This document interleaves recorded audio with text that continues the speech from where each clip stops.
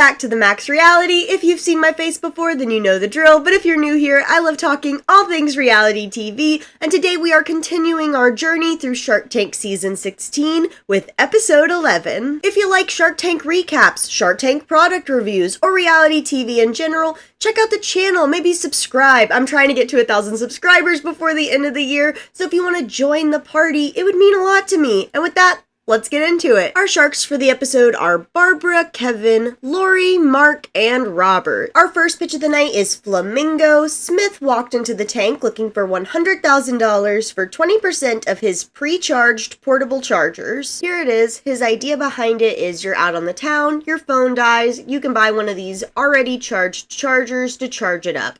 It comes with 3 different tips so it can fit all the major phone types, and you can even recharge it to use it again at a different time. It cost him $3.65 to make, and then it retails anywhere between $12.99 to $19.99 depending on which retailer it's coming from. He personally sells them for $17.99 on his website. Of course, I had to go and check that out. Unfortunately, though, they didn't give us the wholesale price, which is kind of annoying considering that's the majority of his sales. In the past year, he'd done $318,000 in sales, and this all came from 7 sales. He went to a trade show and he ended up getting his products mostly in promotional marketing companies. For example, people who do things like giveaways for businesses, they'll slap a logo on it, give the product away, give it to people as a promotional item, and then also he partnered up with one theme park who's selling them as well. First in the line of questioning, we have Lori, who we find out is well versed in the world of chargers. She recently was part of helping make one, so she is ready to ask the technical questions, starting with how fast it can charge phones. When you're begging for water in the desert and somebody comes by with a canteen, do you say, is that tap or sparkling? He then does proceed to answer the question, saying with phones like the iPhone 10, it can get it all the way up to 100%, but with some of these newer phones with bigger batteries, it can get it to about 70%, and it takes about an hour to get it to that full charge. Then side note back to Lori, I'm not exactly sure what charger she's talking about. Obviously, when she said that, I had to start looking. What I would make a guess and assume she's talking about is phone soap. They have a new on-the-go phone soap that also charges your phone. I would guess that's what she's talking about, but I don't know. So if somebody has a better idea, definitely let me know in the comments below. But that's my assumption of what she's talking about. I do think it's weird she wouldn't have said the brand because, they love to cross-promote their other Shark Tank deals, but I don't know. With there being so many portable chargers already on the market, the Sharks want to know what makes this one different, and he says the biggest thing that makes them stand out among their competitors is that it comes pre-charged. He does say they have one major competitor, but that they don't come with the cords and the different tips. We'll get back to that at final thoughts, though. We then have Kevin, who wonders if this is something that can really compete in the electronic space, or if it would be better just to stay in the promotional marketing area, but Smith says he can see this product doing both, and talks about how he's even had a major convenience store come to him and order 50,000 units to kind of test him out. My first boyfriend looked just like you, and he was a cowboy. And from this moment on, the pitch becomes completely unhinged, and people will ask me why I love Barbara, because I love Barbara. I love Barbara, and this is why I love Barbara. These unhinged, just random moments, I love her for them. Barbara, we know you're excited about Smith, but are you excited about the deal? And with Barbara's intense love radiating off of herself, the other sharks decide to start clearing the deck a little bit, starting with Kevin, who, number one, says this is one of the most entertaining pitches they've seen in 16 years. The product works great, but he wants to stay out of Barbara's way, so he's out. Then we have Robert, who says he's doing everything right, but because of the kind of product this is, with there not being anything necessarily proprietary about it or different per se, this isn't really a product he would invest in, so he's out. We then go back to Barbara, who has gotten back to business and wants to know what he needs a shark for, and Smith talks about the fact that he wants to use the $100,000 to go to more trade shows because it worked so well for him the first time he did it. And that's all Barbara needs to hear, and she decides to offer him the $100,000 for 25%. Honestly, I do for 20%, but I'm supposed to act like a shark. But for you, baby, I'm no shark. I'm like a guppy in your arms. What? It's so funny. I truly cannot handle her. I'm not very smart, but I think if you counter at 20%, she might say yes. But instead of countering 20%, Smith, being the cowboy gentleman that he is, says he wants to be fair to Miss Barbara and wants to meet her in the middle, countering at 22.5%. And in a move that I don't think I have ever seen in my 16 years watching Shark Tank, Barbara counters him lower than what he countered her for, offering to do the deal at an even 22%. There's hope for us after all, Miss Barbara. And of course, he ends up doing the deal with Barbara for $100,000 for 22%. Yeehaw, Cowboy. Yeah, cowboy! Yeah! For starters, like Kevin said, this was one of the most entertaining pitches we've had in a while. Like, the guy just seemed so nice and genuine. He was so funny. It was just so fun to watch. I truly enjoyed every minute of it. Another great moment that I didn't show, but I have to tell y'all about, is when the sharks are talking after he left during their kind of debrief. Robert is saying he's surprised that Mark didn't do this deal because Mark loves doing deals like this where the person's just really genuine. They're not asking for too much. And he just says, yeah, sure, whatever, you can have my money. But Mark says he didn't want to stand in the way of Barbara finding love, and that's a true friend right there. Now on to the actual product. Number one, when he was talking about competitors, he said he only had one major competitor and they don't come with the cords. I don't know exactly what brand he was talking about. The whole time he was doing this pitch, the competitor I personally thought of was fuel rods. If you've never heard of fuel rods, they come in these kiosks, or you can buy them online so you already have them. And same thing, it's a pre-charged charger. But their big thing is if you go to one of the kiosks, you can exchange your dead fuel rod for one that's already charged up. Some places you get a fee for exchanging them. Other places it's free. I think actually the only place it's free is Disney World, and that's a whole other thing about fuel rod, and this isn't about fuel rod, so we won't get all into that. But it does come with all the cords, and so I don't know what competitor he was talking about, but there is a major competitor for him that is literally pretty much the exact same thing, and that's fuel rod. So I've never used fuel rod, so I can't really be one to say if it would be better than flaminGO or anything about it, but I did look up the milliampere. Don't crucify me if I didn't say that right. I looked up a pronunciation video. I don't know if I'm saying it right, but it's the mAh, which is like the battery capacity of each of the fuel rods, not fuel rods, of each of the portable chargers, and fuel rods is 3,200, while flaminGO's is 3,000, so not a huge difference, but a little bit of a difference there. Overall, this isn't something like groundbreaking. Portable chargers are out there. Pre-charged portable chargers are out there. It's just going to be the thing of this being a convenience item and making sure you're in the right places where people will want to buy this or really need to buy this. So hopefully Barbara can help him out with that. I really liked him, so I am definitely rooting for Cowboy Smith. Our second pitch of the night is Lectec. Luke and Jared walked into the tank looking for $100,000 for 10% of their build-your-own electric skateboard kits. Here it is. The kit comes with everything you would need to build your own electric skateboard. The idea behind it is to give kids a fun project that helps them get interested in STEM. It costs them $149 to make and retails for $349.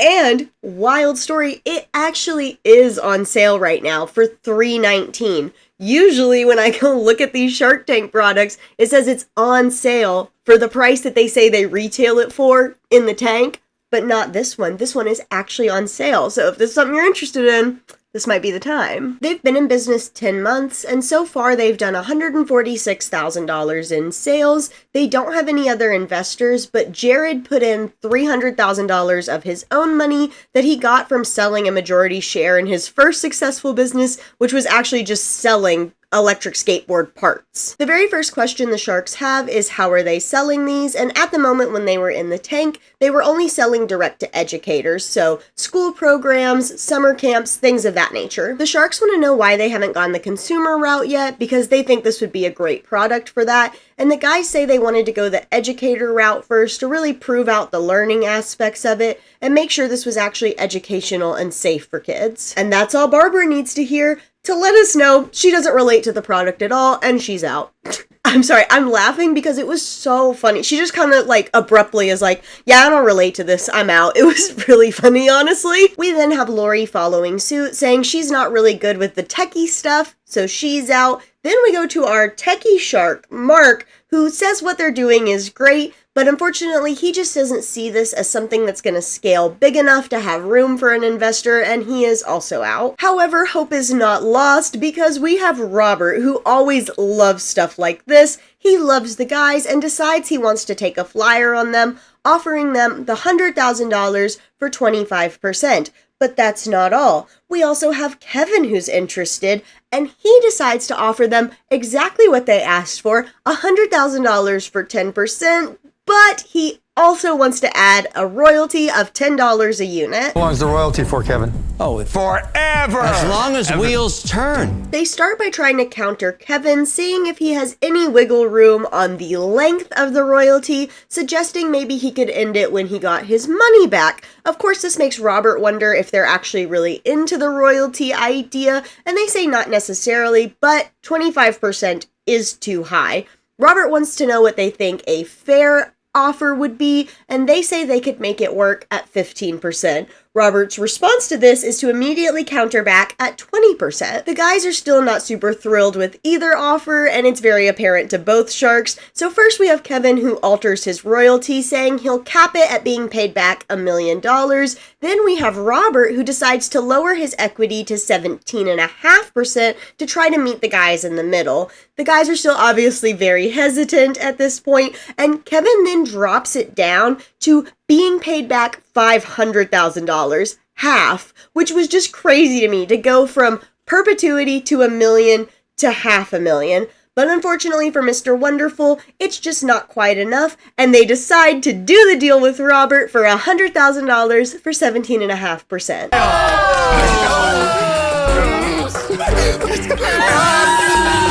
Oh my God. Final thoughts for this one. Number one, this is definitely something I would have been into as a kid. Little fun fact lore about me. One summer I even went to a robotics camp. So I've always loved like building stuff. Like I'm very much like a crafty person now. I like to make things with my hands. So I definitely could see this being something I would have wanted as a kid. To that point though, things like this are super popular right now. All the different like STEM kits that are out there to get kids to do different projects. So while this might be another one that's not like proprietary or patentable, it does seem really nice, and if they can continue to grow, which it does seem like they've already started down that path, they have also added electric scooters to their line. It also is available on their website now just for like you or me to buy. I think it can be something that is a nice business for them. I am on kind of Mark's side of I don't know if this is necessarily something that's going to be big enough for an investor, but Robert loves these kind of deals, so I'm glad he got to do it. This is so up his alley, and I wish them nothing but the best. Our third pitch of the night is Joyebells. Joy walked into the tank looking for $600,000 for 10% of her pie business. Here is what they look like. The recipes have been passed down through her family from generation to generation until we got to Joy, who decided to turn it into her own business. For the cost breakdown, we use her sweet potato pie. It cost her $5.23 to make. She wholesales it for $7.84 and it retails for $10.99. So look, 600,000, 10% imputes us $6 million. Now, why is it worth $6 million, Joy? She started the business in 2019 and their lifetime sales have been $16.1 million. In 2023, they did $7.7 million, and in 2024, they were projecting to hit $4.3 million. They are profitable. In 2023, her net profit was 1.38%. So not great, but yes, technically profitable. The first obvious question from the sharks is them wanting to know why she thinks her sales are only going to be about half of what they were in the previous year, and she lets us know they've been doing a lot of revamping in the company. Number one, looking at their cost of goods to create their product, and also they've decided to eliminate one of their products, which was their shelf-stable product. They had that along with a refrigerated item, and they made the shelf-stable item because big box stores were asking them to do it because it meant more big volume sales for them.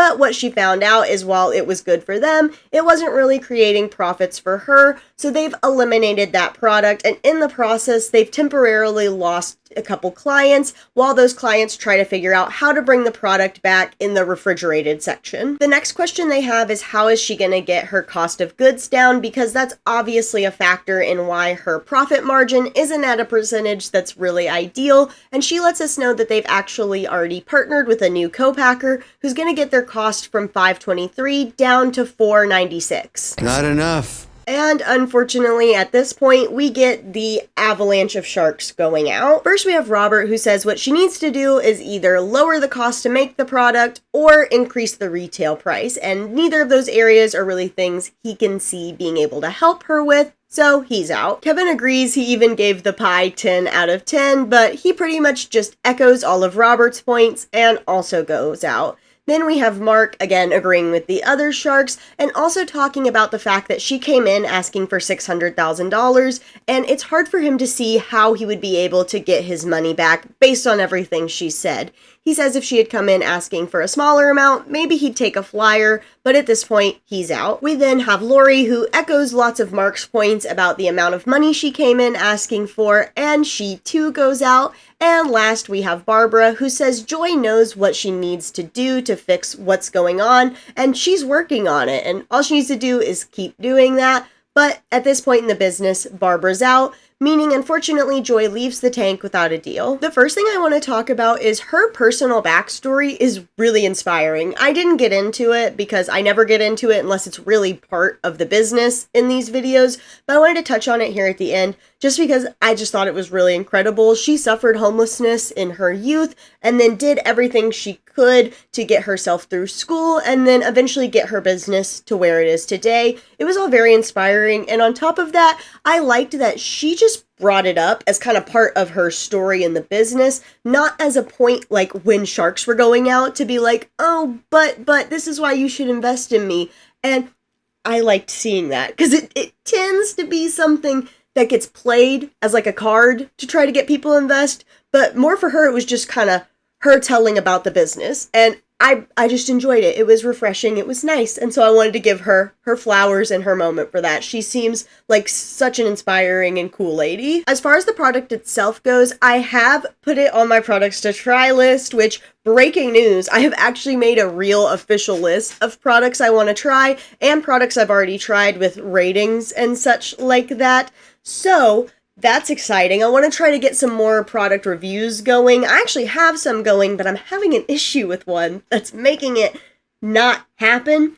That will all be revealed once I get it worked out. But back to this, I do plan to try this just because all the sharks loved it so much. I have to know if it's as good as they were all saying. I don't know about the prices for it in her different retailers that she sells it to, but as far as her website goes, her product price has increased from $10.99 to $19.99. I think that's probably for the best considering her profit margins and all that. Like, obviously something was needing to give there, so I hope that gives her what she needs to make this a good and profitable business for her going on in the future, because I'm rooting for her. Just like Cowboy Smith, I am rooting for Joy. She just seems so fabulous. Our fourth and final pitch of the night is Bumpeez. Michael and Israel walked into the tank looking for $100,000 for 10% of their bumper cars for kids. Here they are. It's a little seat with an inflatable character on the back, either a dinosaur or a unicorn. It has a little safety harness on it, and the kids can drive around bumping each other. It also comes with a remote for parents to use in case the kid isn't able to use the joysticks for whatever different reasoning they may have. Guys, bump into each other. All right. They say it cost them $52 to make, and it retails for $149.99. And we have to take a minute to talk about this because, number one, like I was talking about earlier, this is one of those like fake sale companies where they're like pretending it's on sale, but really like that's just what they sell it for. But on top of that, it's just like kind of weird what they do with their prices in general. So on their actual website, the crossed out price for both the dinosaur one and the unicorn one, because they have both the dinosaur and the unicorn, are $199. That's what it says both of their base prices. However, the dinosaur is on sale for the $149.99, like they mentioned in the tank, but for some reason the unicorn is $169.99. Why? I have no idea. But then, even on top of that, if you go to their Amazon to buy it from there, it's the same way. But the base price for the unicorn that's being discounted is $279.99 compared to the dinosaur being $199. Why? Well, I think the reason on Amazon the base price is probably different is probably something to do with their interface. Like, if they wanted the unicorn to be $169.99, they probably had to make the base price higher, but it looks extra egregious on Amazon, and I want to know, why is the unicorn more expensive, Bumpeez? If you're listening to this, please answer that, because I just don't see why it would be. Super weird. We had to talk about it now. Could not wait till final thoughts for that because just what? They've been in business 9 months and they've done $520,000 in lifetime sales. In 2024, they were projecting to end the year at $1 million, and their projections for 2025 were to hit $2.2 million. Now, are they profitable? Yes. He just says they're profitable a few $1,000s. So, nothing else was said about it. It literally could be $2,000, $3,000 out of the $500,000. No idea, but apparently they are profitable. A few $1,000s. The first thing the sharks want to know is if there's anything already like this on the market. They say they do have some competitors, but what makes theirs different is they have a utility and design patent on the inflatable character coming out of the back of the bumper car. Their goal would be to one day license the character out to have famous either Disney characters or other lovable childhood characters on the back of the bumper cars. We then get what is somewhat an unusual question for Shark Tank, which is Barbara asking them why they valued their company so low. With their offer of $100,000 for 10%, they're valuing the company at $1 million, but they're saying that's what they're going to hit for 2024 and even projecting $2.2 million for 2025. So the valuation is a little on the low side, especially compared to what people in Shark Tank usually come in asking for. They say they've purposely did this because they really want to make a deal with a shark today. They see how much value they can add to the company, so they think it's worth it to devalue the company a little bit in order to make sure they get a deal. We then have Mark, who comes in to say that what they've done so far is really great, but unfortunately, he just doesn't see this as a company that will scale to a big enough amount to be worth an investment from him, so unfortunately, he's out. But not all hope is lost. We go back to the questions with Robert asking them what they need the money for, and they say really they don't need the money. What they need is a strategic partnership from the Sharks, talking again about how they want help with getting licenses for major characters and also to help get their product into the big box retail stores. And that's all Kevin needs to hear, and he decides to make them an offer of $100,000 for 30%. Guys, love you guys. We love you. What am I, chopped liver over here? I'm Yes. making an It's the offer. And truly, this little moment right here completely sets the tone for the next 6 minutes we have of this pitch. The guys start going back and forth between themselves, with Michael being like, oh, we need to address Kevin, and Israel being like, oh, but I need to finish with Robert, and it's all very messy. Israel, baby, honey, sweetie, poopsie, what are we doing here? Israel's response is to tell Kevin he will get right back to him, but he wants to address Robert, who had expressed concern about this not being Israel's full-time gig. They have some other, side businesses going on, but Israel reassures him that they do foresee this being his full-time gig, especially once they have patent licenses going and all of that. This should be his 100% focus if it all works out. That's a good enough answer for Robert, and he decides to offer the pair $100,000 for 25%. Then we have Lori bust in as if she's gonna make an offer, but if you've watched the show long enough, you can tell this is her just gearing up to go out, and she says, unfortunately, since it's just one product, it's too small for her, and because of that, she goes out. But that's okay, because they still have Barbara, who is interested and decides to offer them exactly what they asked for, no strings attached, $100,000 for 10%.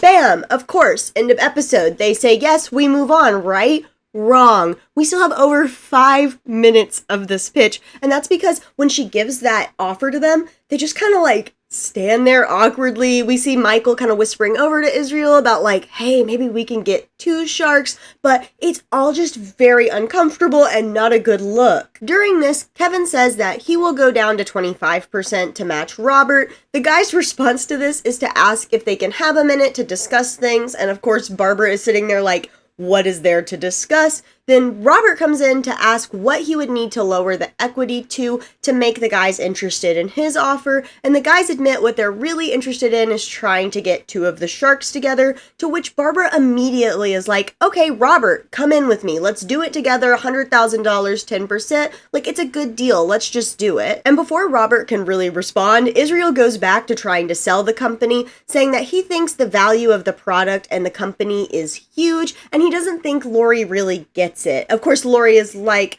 no, I do get it. And you may be thinking to yourselves, why the hell is Lori being brought up in this? And your guess would be as good as mine. Of course, this kind of causes a kerfluffle happening in the tank, but Robert breaks through all of it to say he will partner up with Barbara, but if they're going to go in together, they're going to need to do the $100,000 for 15%. I don't know if Barbara and Lori I. understands. Why are we Hundreds of talking to thousands of- Lori? Now, you may have just saw that clip and you might be thinking to yourselves, Max, did you show that out of order? No, that is him saying it a second time as his response to Robert's offer. And yes, Robert, we are all sitting here wondering, why is Lori catching strays? And Israel just keeps going, being like, well, we want to get as many sharks as possible in on this, and we really need you to do these top tier licensing, and we need you to be able to do this and that, and like selling the company and doing all of this stuff.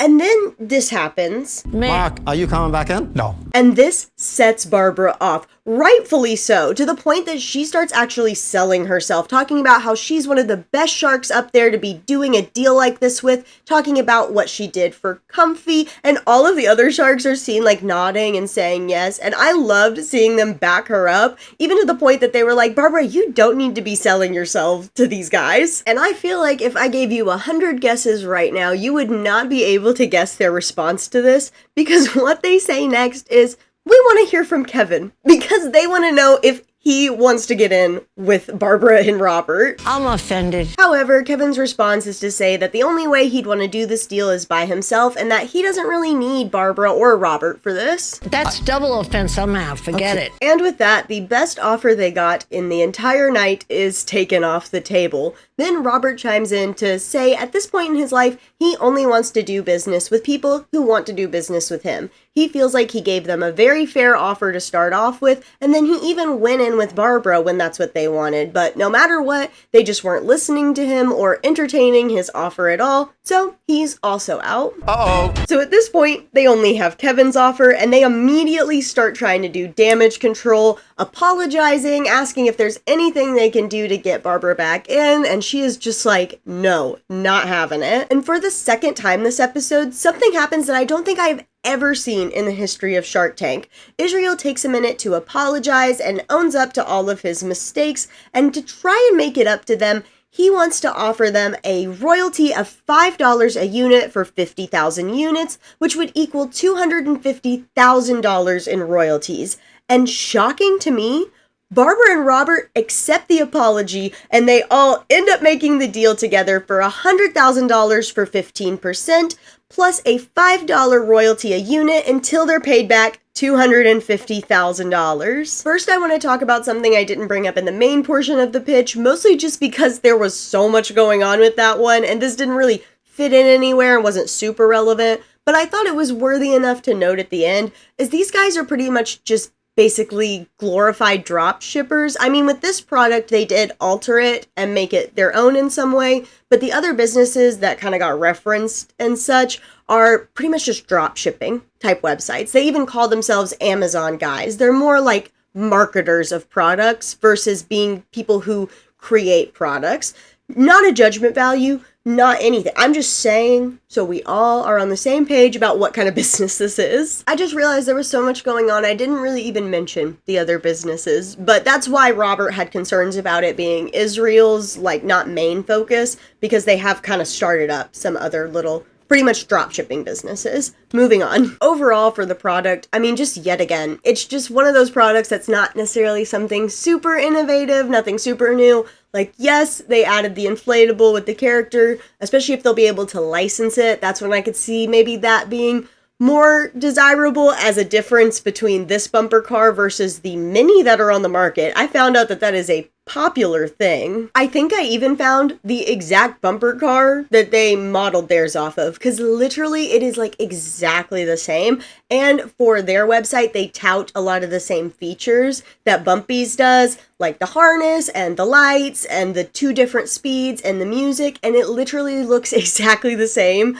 minus the character. So again, it'll just be one of those of like, you need your brand to be the best brand. So not super exciting for me personally, not a super big fan of these products, but at least the pitch was entertaining. On that note, at the end of the episode, we got the card that says, any on-camera deal is contingent upon due diligence and the signing of a binding written agreement between the entrepreneur and the sharks.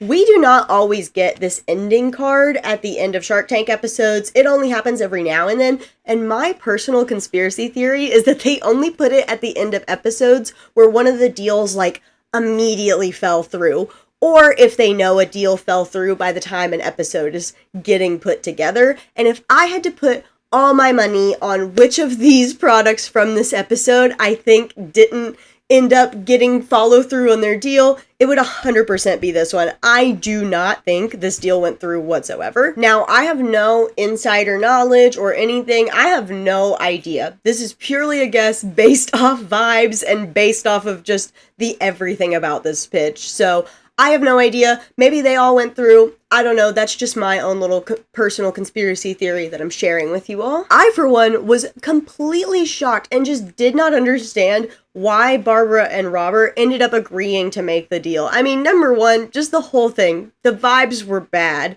But number two, just the product. I didn't really understand what all the excitement was with the sharks on this one. At the end of the episode, when they're talking after the entrepreneurs had left, some of them were saying like, oh, they're such good salesmen. They're such good salesmen. And Mark is like, no, they're not. Like, Barbara, they had you with exactly what they wanted. And then like they almost lost it all. Like they did all that. And then now they're having to pay you $250,000. Like that's not good salesmen wear. And it was just so funny. And I agree. This one was very confusing to me.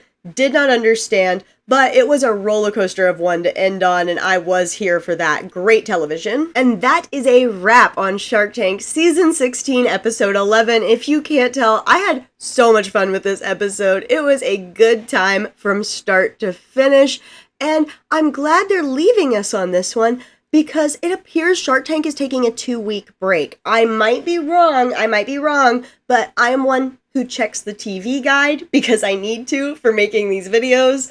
And it looks like the next 2 weeks they're showing reruns. So I feel like they left us with this banger because they're putting us on a break. So very rude. That means the next 2 Fridays won't be Shark Tank episode videos. I don't know what exactly they're going to be yet. Maybe a Shark Tank product review. We'll just have to see how the tides turn. But I think they're taking a little break, which rude, but they do love to do that to us. If you made it this far in the video, thank you so much. And also, you're gonna get a special little surprise secret. I am filming today on my dog's birthday. Yay! Everybody say happy 9th birthday, Max. Yay! With that, again, if you made it this far, thank you so much. It really does mean a lot to me. If you like Shark Tank recaps, Shark Tank product reviews, reality TV in general, check out the channel and subscribe. It's a good time over here. I'm trying to get to 1,000 followers by the end of the year, so if you want to help me with that, it would be greatly appreciated. As always, I want to hear your thoughts, feelings, opinions, comments, all that and more down below. And until then, I'll see y'all in the next one.